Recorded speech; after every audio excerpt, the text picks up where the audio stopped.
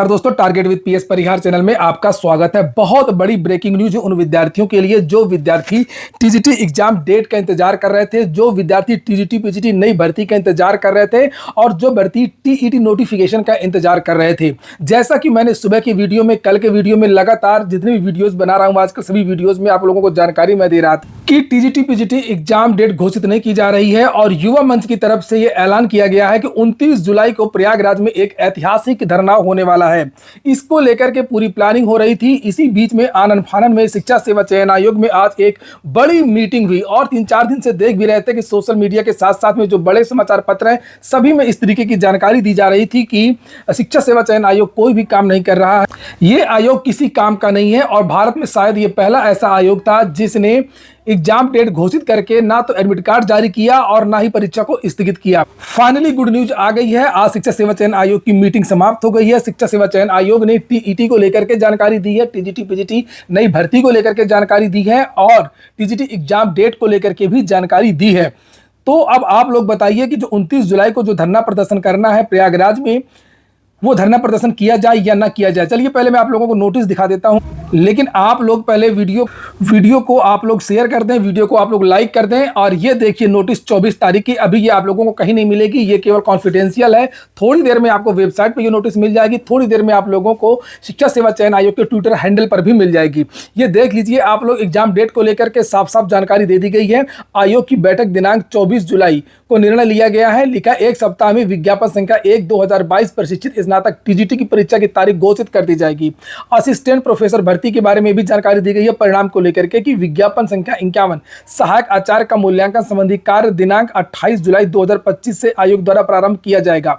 ये देखिए और नीचे देख सकते हैं लिखा है, उच्च शिक्षा माध्यमिक शिक्षा निदेशक उत्तर प्रदेश प्रयागराज द्वारा अपने अध्याचन प्रारूपों को अनुमोदित करते हुए आयोग को उपलब्ध करा दिया गया है।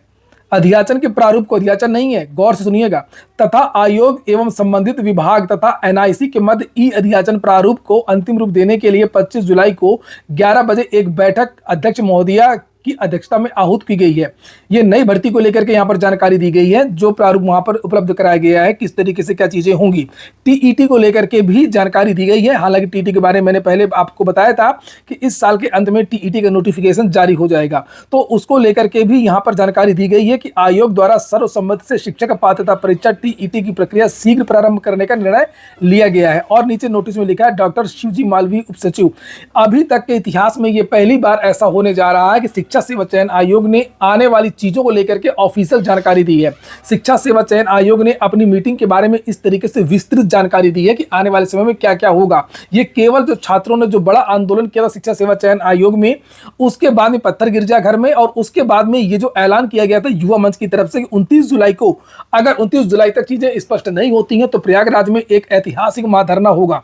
विद्यार्थी बिल्कुल भी नहीं डरेंगे और मैं भी आप लोगों को ये बता रहा था कि अब समय आ गया है, विद्यार्थियों को अब एडजस्ट नहीं करना होगा, विद्यार्थियों को अब सामने आना होगा। तो ये आज की एक बड़ी खबर है कि शिक्षा सेवा चयन आयोग ने सभी परीक्षाओं को लेकर के जानकारी दे दी है, लेकिन आज 24 तारीख है, 29 तारीख को धरना प्रदर्शन होना है और उसके पहले इन्होंने एक हफ्ते का समय मांग लिया है। एक तरीके से ये देखिए, एक सप्ताह में विज्ञापन संख्या, तो क्या किया जाए? आइए आप लोग कमेंट बॉक्स में बताइए, महाधरना किया जाए या ना किया जाए। हालांकि ये धरने को रोकने के लिए शिक्षा सेवा चयन आयोग ने इस तरीके की नोटिस जारी की है कि भाई इसकी जरूरत नहीं है, लेकिन ये आप लोग बताइए अभी उसी तरीके से प्लानिंग की जाए।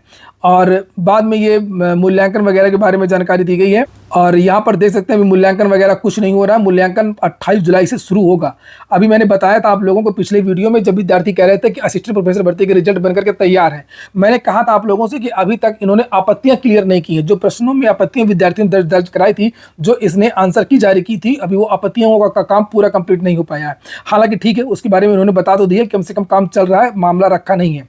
और ई अध्याचन को लेकर के भी इन्होंने बता दिया कि उसकी भी प्रक्रिया चल रही है और टेट के बारे में भी जानकारी मिल गई है। तो ये होता है, कोशिश करना चाहिए और घर बैठने से कुछ नहीं होता है। एक बात मैं फिर से कहूंगा कि मैंने सुबह की वीडियो में भी आप लोगों को बताया था कि सभी छात्र संगठनों को, जो मुद्दा वाजिब होता है, सभी छात्र संगठनों को एकजुट होना होगा।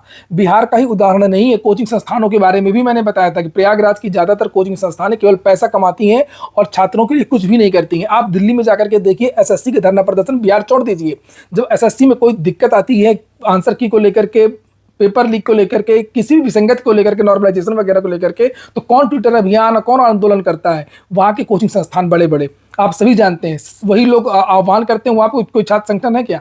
तो वो तो वही लोग करते हैं, चाहे दिल्ली हो, चाहे बिहार हो, चाहे कहीं पर भी हो। लेकिन हमारे यहाँ के जो कोचिंग संस्थान वाले हैं, प्रयागराज में भी ये 2-3 कोचिंग संस्थान अच्छे हैं, और जो अच्छे हैं मैं उनके वीडियोस भी डालता रहता हूँ कि कौन कौन हर धरने में आता है, चाहे प्राइमरी का धरना हो, चाहे वो टीजीटी को, चाहे वो पीजीटी को, चाहे वो एलटी का हो। लेकिन ज़्यादातर कोचिंग संस्थानों को कोई मतलब नहीं है, केवल पैसा छापते रहते हैं। इसके बारे में इनका बहिष्कार करने की आवश्यकता है। और सभी जितने भी और छात्र संगठनों के बारे में भी मैं यही कहूँगा कि छात्र संगठन भी बहुत सारे अलग अलग हैं। सड़कों पर आने के लिए, लड़ने के लिए केवल युवा मंच के भरोसे आप रहेंगे तो चीज़ें नहीं हो पाएंगी। इसलिए सभी छात्र संगठन जब मुद्दाबाजी हो, आप लोग आपस में बोलें या ना बोलें, जो भी चीज़ें करें, लेकिन मुद्दे में जब आह्वान किया जाए तो सारे के सारे जो छात्र हैं वो एकजुट हो जाएं और समर्थन करें, मिसगाइड ना करें उसी बीच में। ये अभी तक होता रहा, तभी कोई भर्तियाँ नहीं हो पाती हैं। तो ठीक है दोस्तों, फिलहाल ये हो गई आज की गुड न्यूज़। और वीडियो आपको अच्छा लगा, आपके काम का हो तो लाइक अवश्य कर दें। जिन छात्रों ने चैनल को सब्सक्राइब ना किया हो, सब्सक्राइब कर लें। पूरा वीडियो सुनने के लिए बहुत बहुत धन्यवाद। और जो मैंने बताया 29 जुलाई को धरना करना या नहीं करना है, तो अभी आप लोग बता दें। और अगर कम विद्यार्थी आएंगे, अगर कम विद्यार्थी कमेंट करेंगे तो धरना 29 जुलाई को नहीं होगा, ये मैं कह रहा हूँ।